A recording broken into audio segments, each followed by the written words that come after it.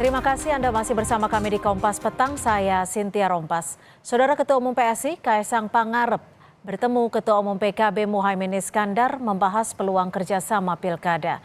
Di depan Muhaimin, Kaesang menyebut siap melawan Anies di Pilkada DKI Jakarta. Ketua Umum PSI Kaesang Pangarep menyambangi kantor DPP PKB untuk bertemu dengan Ketua Umum PKB Muhaimin Iskandar Selasa siang. Pertemuan berlangsung selama 1 jam. Usai pertemuan, Kaesang menyebut PSI siap bekerja sama dengan PKB dalam pilkada di sejumlah daerah. Kaesang bilang untuk di Jawa Tengah, PSI akan memberikan rekomendasi kepada Ahmad Lutfi. Sementara untuk pilkada Jakarta, Kaesang mengaku siap melawan Anies. Yang saya bilang sebelumnya, Jawa Tengah ini rekom dari PSI akan segera kami berikan kepada Bapak Ahmad Lutfi.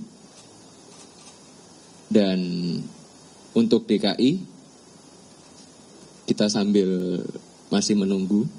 Saya sendiri seperti yang Gus Ketum tadi masih bilang, masih istikharah dulu. Tapi ketika ada permintaan dari masyarakat berkhusus DKI, yes, saya siap melawan Pak Anies Baswedan. Saya pun juga siap untuk melawan Pak Ridwan Kamil. Saya kira itu aja, ya. Ketua Umum PKB Muhaimin Iskandar memastikan PKB membuka peluang untuk kerjasama dengan semua partai untuk pilkada seperti Partai Solidaritas Indonesia. Terkait peluang bergabung di Kim Plus, Muhaimin menegaskan usai Pilpres tak ada lagi koalisi Indonesia Maju, sehingga semua partai bisa bekerja sama dalam pilkada. Muhaimin menyebut kerjasama dengan PSI di Jakarta sedang proses pematangan. PKB menyangkut DKI ini dalam proses pematangan yang tentu dengan diskusi dengan PSI juga salah satu proses pematangan. Hari ini saya nggak ngerti Kim Plus itu apa. Kalau sudah pilkada itu ya sudah semua pihak sama. Dengan kehadiran PSI ke sini pasti PKB akan sangat menjadikan perhatian untuk bisa meningkatkan kerjasama ke depan. Ketua DPP PDI Perjuangan Said Abdullah mengatakan partainya tak terpengaruh untuk ikut bergabung dengan Koalisi Indonesia Maju Kim Plus. Kata Said, PDIP tengah menggodok nama calon gubernur sendiri. Ditanya peluang PDIP mengusung Anies Baswedan, Said bilang PDIP fokus komunikasi dengan partai lain untuk mengamankan syarat pencalonan gubernur Jakarta minimal 24 kursi. Insya Allah Jakarta kami punya calon. Punya calon sendiri. Calon sendiri ya. Kok ketika aku punya calon ditambah-tambahin sendiri, nanti ujungnya melawan. Berkompetisi. Berkompetisi, siap. Berarti Kim Plusnya di Jakarta bukan PDIP berarti salah satu partai gitu ya? Kami lagi menggodok calon sendiri. Oke. Ini kemana pokoknya? Nama pokoknya gimana? Wah, belum lalu itu saja. Kami butuh 24 kursi untuk di DKI. Maka kemudian lintas partai berbicara. Kalau belum apa-apa orang, kemudian kursinya tidak dihitung, maka kemudian bisa mentok. Sekjen Partai Gerindra Ahmad Muzani bicara soal Koalisi Indonesia Maju yang akan mengusung Ridwan Kamil di Pilkada Jakarta. Hal ini disampaikan Muzani melalui pantun. Muzani sebut Jakarta hebat jika gubernurnya arsitek. Jalan Jati beli babat. Cakep. Makan bubur sama lotek. Provinsi DKI akan semakin hebat kalau gubernurnya seorang arsitek. Belum.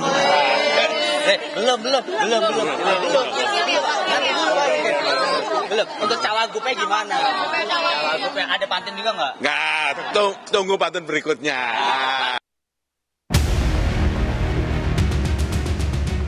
Koalisi Indonesia Maju Plus mengklaim akan mengusung Ridwan Kamil di Pilgub Jakarta. Hal ini ditegaskan Ketua Harian Partai Gerindra Sufmi Dasko Ahmad yang menyatakan jika Koalisi Indonesia Maju sudah mengerucutkan nama RK dalam bursa Pilgub Jakarta. Dasko membantah upaya Kim Plus mendukung Ridwan Kamil sebagai upaya menjegal Anies maju di Pilgub Jakarta. yaitu Ridwan Kamil untuk Pilkada DKI Jakarta. Quote in quote penjagalan terhadap Mas Anies atau Kimples ini dibentuk untuk kemajuan Indonesia ke depan. Jadi tidak hanya sebatas Pilkada. Jadi membantah isu adanya penjagalan terhadap Mas Anies begitu ya. Sekarang ini alam demokrasi. Ya kan, kalau partai politik ingin mencalonkan siapa kan kita juga nggak bisa melarang. Keberadaan Koalisi Indonesia Maju Plus atau KIM Plus dinilai bisa menjadi batu sandungan bagi Anies Baswedan maju pada Pilkada Jakarta. Jubir relawan Anies Jakarta, Iwan Tarigan menyebut, pihaknya khawatir parpol-parpol yang tadinya mendukung Anies bisa berbalik arah. Khawatirkan itu adalah operasi-operasi jahat yang dilakukan terhadap partai-partai pengusung Pak Anies. Baik itu tawaran-tawaran maupun ancaman-ancaman. Jadi kita tidak ingin nanti jangan sampai dibobikanlah Pak Anies di Jakarta seperti itu. Jadi jangan sampai semua partai-partai itu nanti akan diminta untuk bergabung dengan KIM. Sebelum KIM Plus nyatakan mendukung Ridwan Kamil, Bendahara Umum Partai Nasdem Ahmad Saroni sempat menyebut belum tentu mendaftarkan Anies Baswedan di Pilgub Jakarta. PKS yang telah menyatakan mengusung Anies Sohibul belakangan mendukung Bobi Nasution di Pilgub Sumatera Utara. Belum ada pernyataan resmi dari KIM siapa partai politik yang belakangan bergabung sehingga kini menjadi KIM Plus. Tim Liputan, Kompas TV. Keberadaan KIM Plus dinilai bisa menjadi batu sandungan bagi Anies Baswedan untuk maju dalam Pilgub Jakarta. Apakah dibentuknya koalisi besar dalam Pilkada Jakarta ini bertujuan untuk menjegal Anies Baswedan maju dalam Pilkada Jakarta meski memiliki elektabilitas tertinggi? Kita akan membahasnya bersama Refli Harun, pakar hukum tata negara, dan Viva Yoga Mauladi, Wakil Ketua Umum Partai Amanat Nasional. Selamat petang Mas Viva dan juga Mas Refli, terima kasih sudah bergabung bersama kami di Kompas Petang. Selamat petang. Assalamualaikum warahmatullahi wabarakatuh. Ya. Assalamualaikum warahmatullahi wabarakatuh. Waalaikumsalam. Mas Viva, ini Mas Kaesang bertemu dengan Caimin. Ini PKB sudah dipastikan masuk di KIM Plus ini? Yang pertama bahwa konfigurasi politik nasional itu berbeda dengan konfigurasi politik daerah. Ada yang berbeda dan ada yang sama.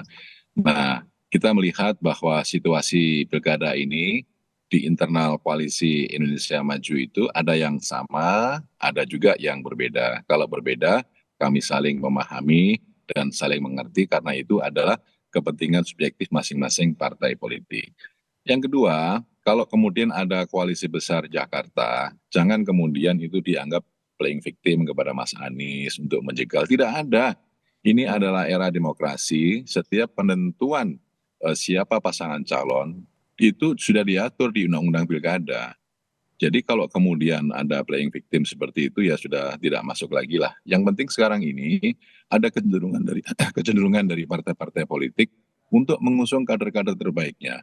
PAN memiliki Zita Anjani, PKS memiliki Sohibul Iman. Kemudian Golkar memiliki Ridwan Kamil dan Caimin juga memiliki banyak sekali kadernya. Jadi ini adalah bagian dari proses kaderisasi di partai politik.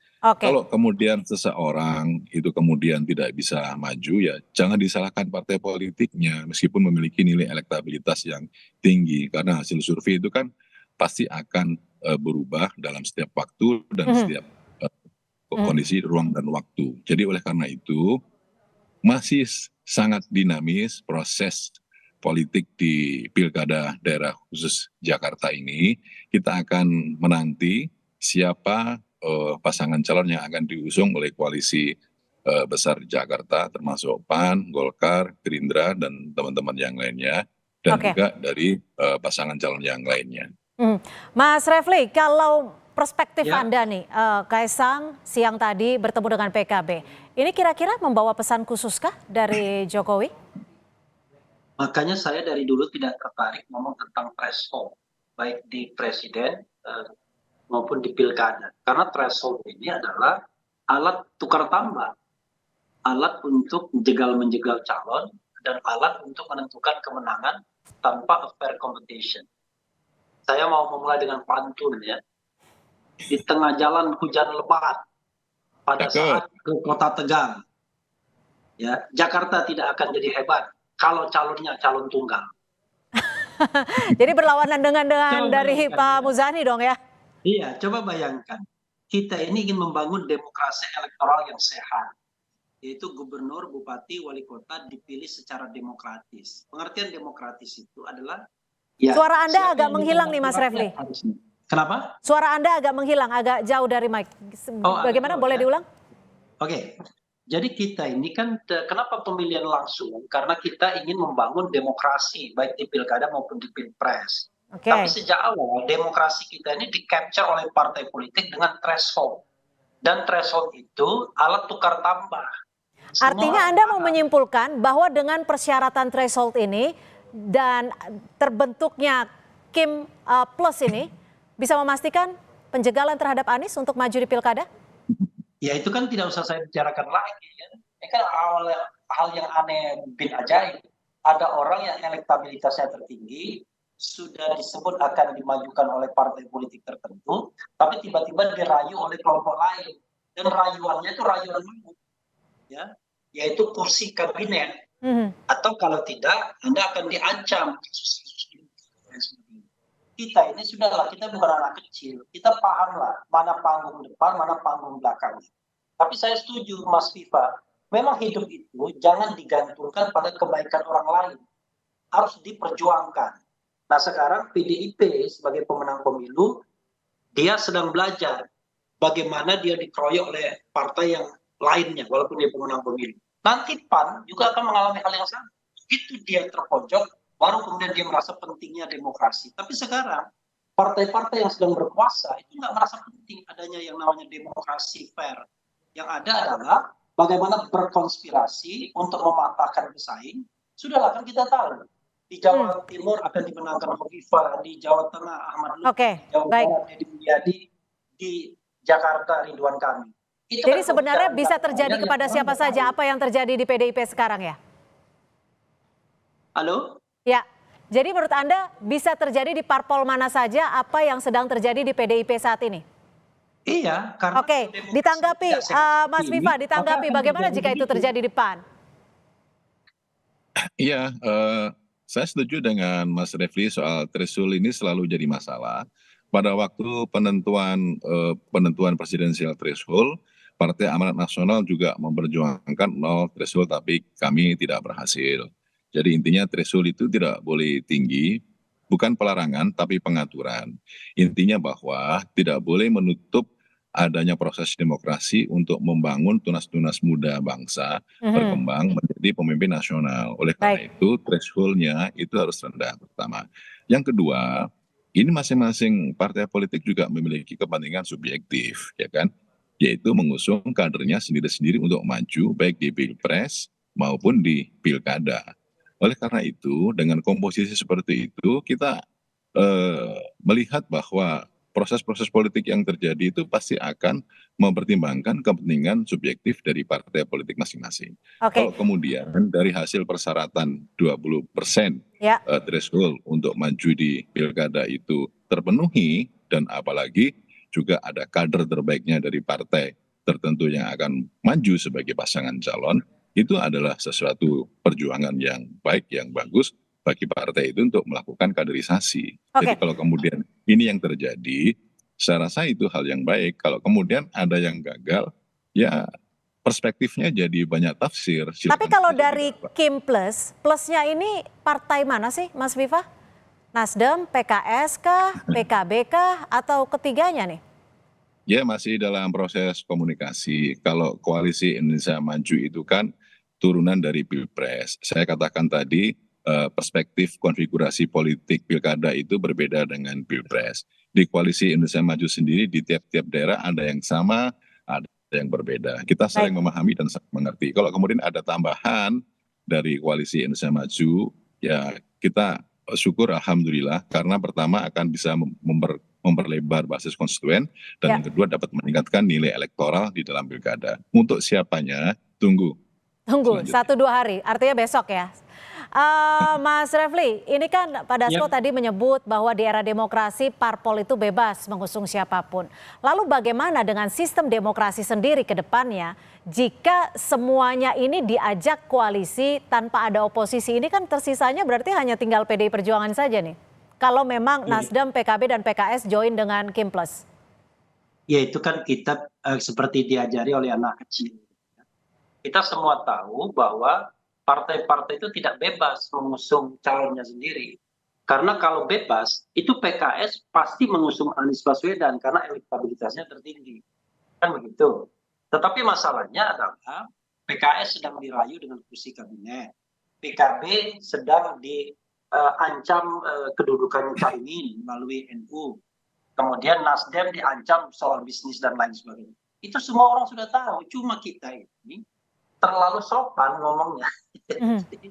Dinamis dan lain sebagainya. Padahal intinya adalah bagaimana caranya Anies itu tidak maju. Saya udah tahu, saya sudah diomongkan salah seorang kader yang disebut-sebut mau dicalonkan oleh partainya, tapi dia bilang, udah jam 11 tadi udah sepakat, Anies nggak boleh maju.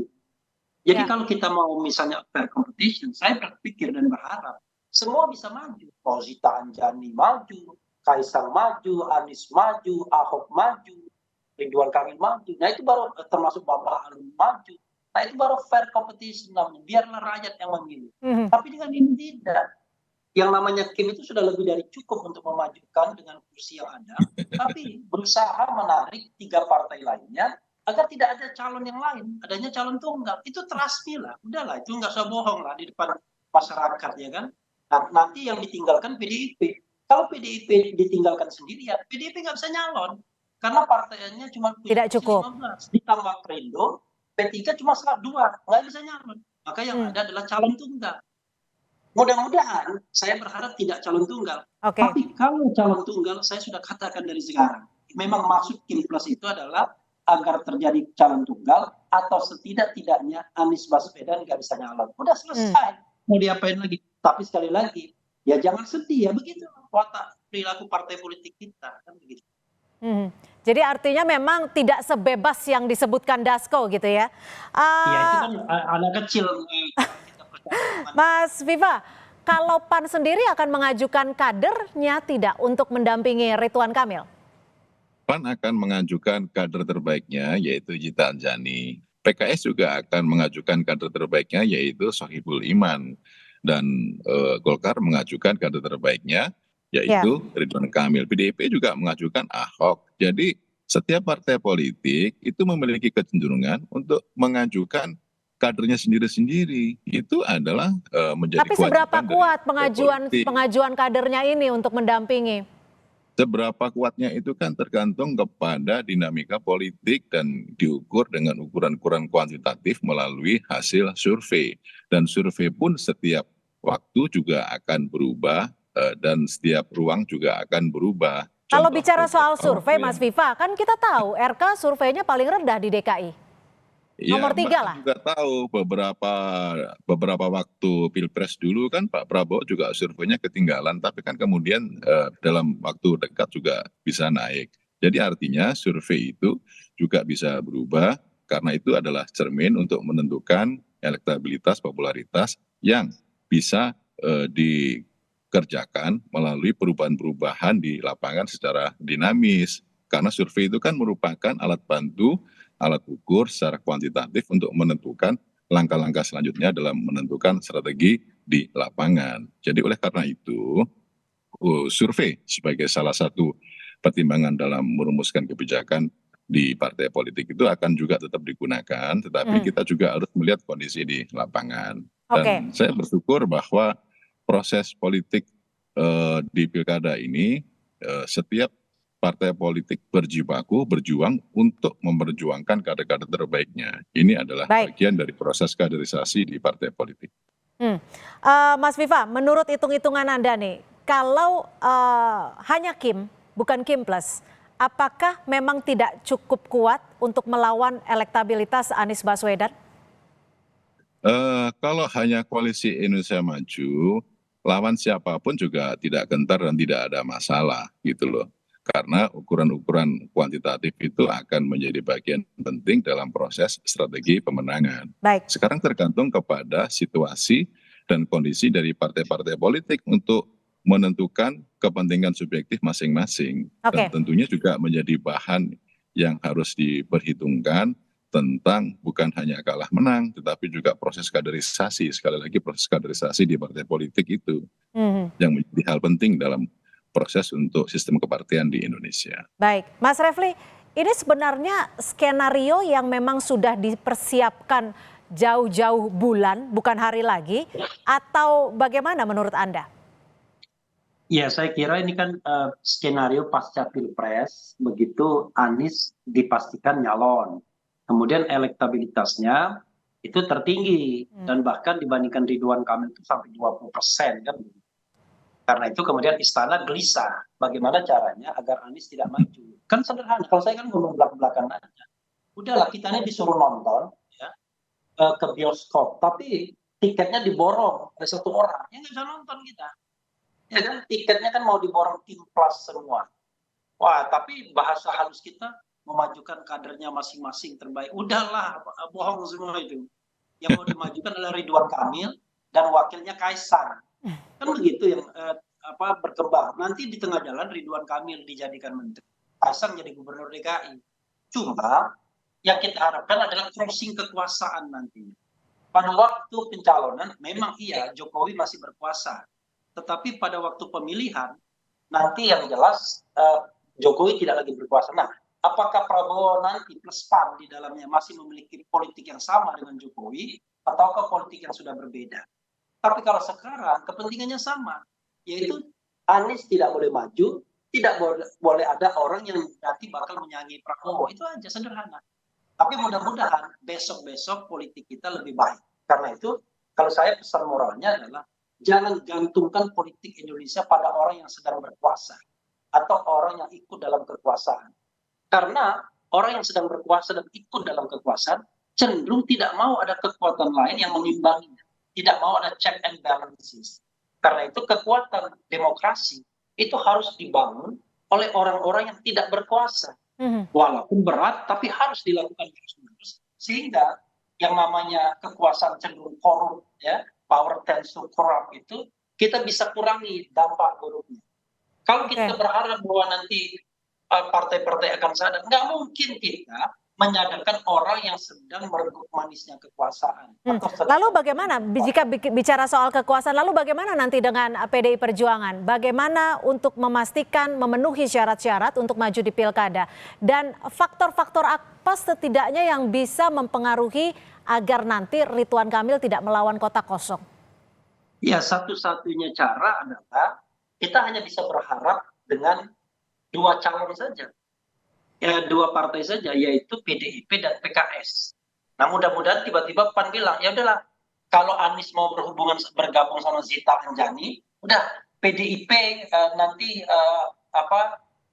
nyalon begitu. PDIP rela. Tapi kan itu kan tidak semudah itu. Tapi intinya adalah saya berharap PKS stay, ya. Kemudian PDIP mau bergabung sama PKS sebagai partai yang melambangkan oposisi hari ini.